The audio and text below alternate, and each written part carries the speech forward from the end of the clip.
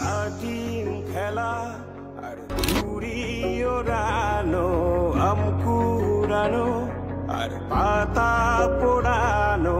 ছোট্ট বেলা সেই বন্ধুরা কই, কেন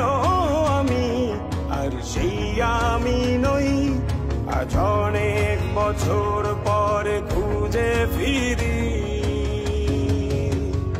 কোথায় আহারে আহারে আহারে শৈশব, কোথায় হারিয়ে গেল যে আহারে কৈশব, কোথায় আহারে আহারে আহারে শৈশব, কোথায় হারিয়ে গেল যে আহারে